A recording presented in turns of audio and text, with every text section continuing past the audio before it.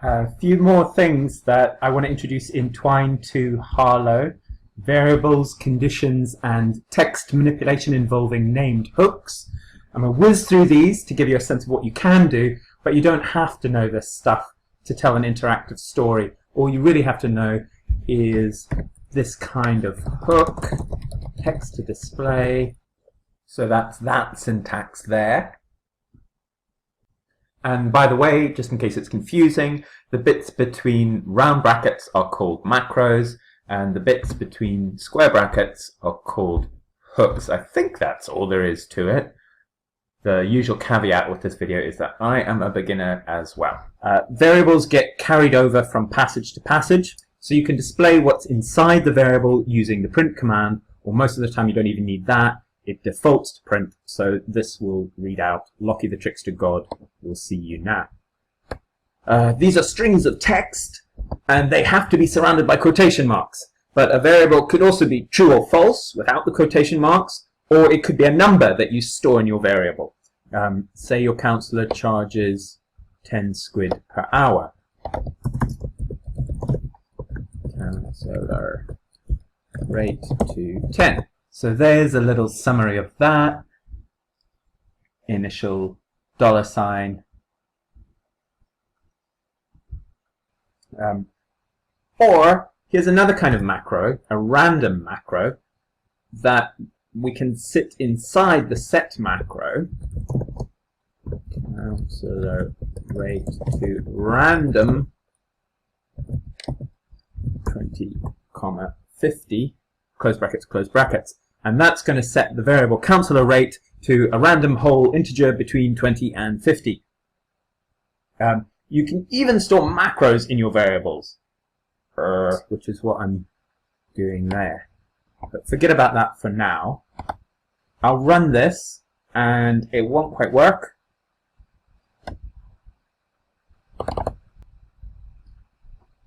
So even though this set macro doesn't display, these carriage returns do display. So you could delete them, or you could use curly quotation marks, curly brackets, whose sole purpose in life is to track down and pulverize rogue carriage returns. Also, we got 0 reading out for the counsellor's rate, and that's because this stuff is down here. So it had already displayed by the time the variable got set. So we'll move this up here.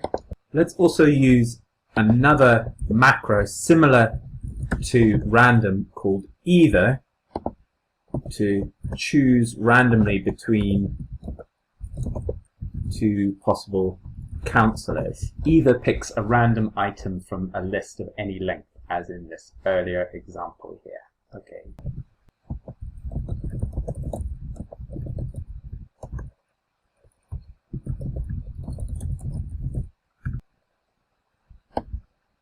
Okay, I've added some links at the bottom. Now let's try running this. Okay, great. Typo, but otherwise perfect.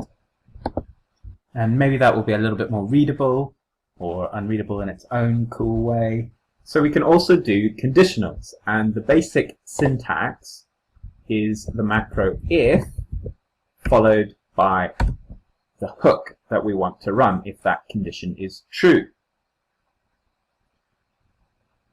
When we play this, it's going to work its way through these bits, and then when it comes to the if whatever is inside here is true, whatever's in the square brackets gets released from its cage. If it's just text, it displays. If it's some kind of macro, then it gets triggered. So let's say we want the counsellor's prices to be randomized, but we want Loki's usually to be a little bit higher. So if counsellor name is, don't use the equal sign in this context, Lockie the Trickster, we can set counsellor rate to what's inside counsellor rate plus $20. You can also abbreviate that to it. Set counselor rate to itself plus 20.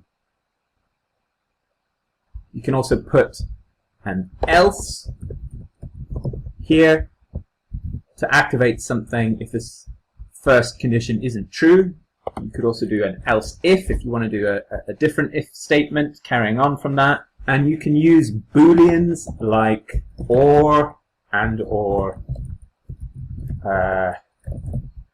And if you have a variable that just contains true or false, then you don't even need the if at all. You could just put counselor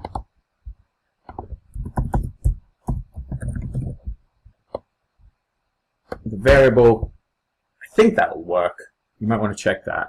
This is the basic syntax here. Here you can note the boolean or. Here note the not. I don't know, maybe you could do if counselor name is not Prospero. You could try that. It might not work with other stuff. If counselor name does not contain, if counselor name were an array. I'm not sure about that. And here, in the last one, note the else if, and the else. I'm not totally sure that's a great illustration of else if. If the counselor name is Bertrand Russell, did you really need to test if the counselor name was Lockie the Trickster God? Anyway, you can play around with that as well if you like. And here's what it should be looking like. Yes, okay. That's multiplied by 2. Okay. But I want to show you just a few more tricks. You can also name your hooks. So you do this by using an inequality symbol and a vertical bar, kind of like a label sticking off of the hook. You can then refer to a named hook by adding a question mark and use censor macros like link or click or mouse over, or macros that change things such as go to or replace or append. So they're the key points about named hooks. So for instance,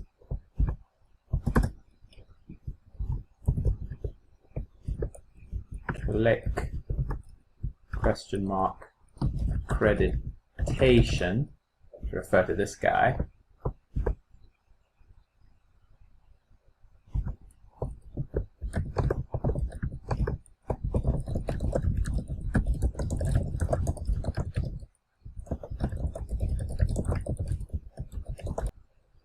BR just creates a break, a carriage return.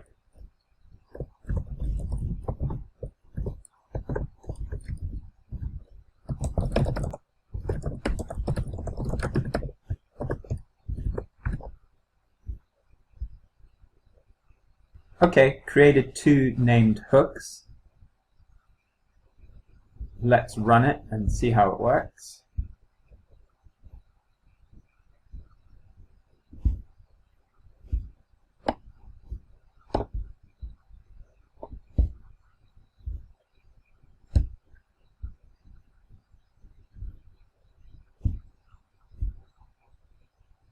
And this is the one that uses the either macro, so it's going to be random between 2 options.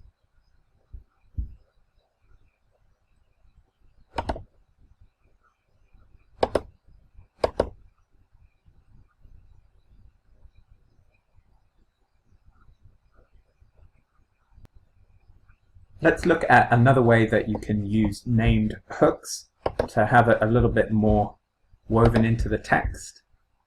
So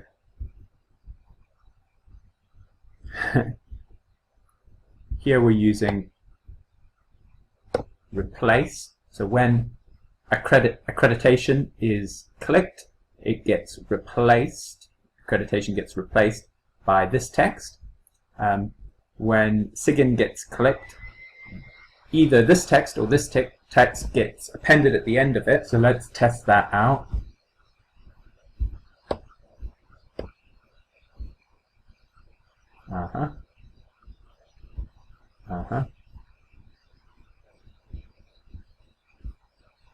Don't waste your time with that kind of gimmicky stuff. But that's how it's done. Another trick that's kind of useful is history, which I guess is technically a macro, but it acts a little bit like an array variable in that every time you go to a new passage, it automatically adds the title of that passage to your history. So that's really good to check to see if something's happened in the story. For instance, if history contains Lucky the Trickster God, do something.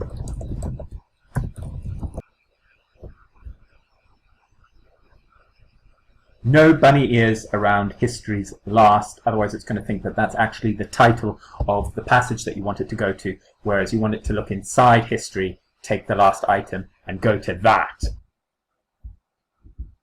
And there's that useful syntax using history. Yeah, okay. Two last things. Whenever I get errors, 9 times out of 10, it's a typo where I've forgotten to close parentheses or missed out quotation marks. Twine does try and help you out there by color coding things, slightly recoloring your text and trying to intimate via the altering patterns of blushes and frostiness where it would have you clamp a bracket or tickle it with bunny ears. Secondly, Twine gives you a lot of different ways of doing the same thing, which on balance is good. For example, earlier I called a variable a box, and instead of set variable to value, you could do put value into variable. Or, for example, that would work just as well as the way it was before. There are actually a lot of macros that combine a censor macro, such as link, with a change macro, such as goTo. These two do pretty much the same thing, except that this won't show up a connection on your map of passages.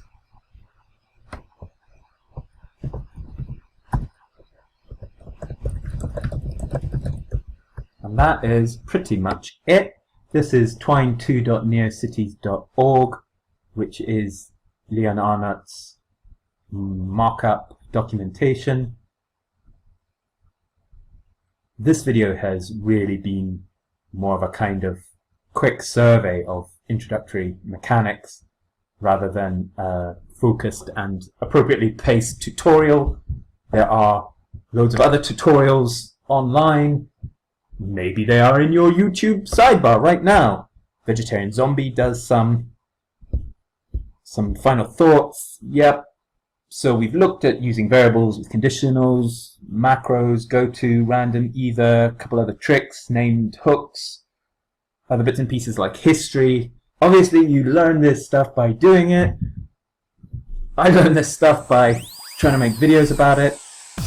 So if you haven't made anything yet, now's the time. Okay, that's it from me. Goodbye, take care.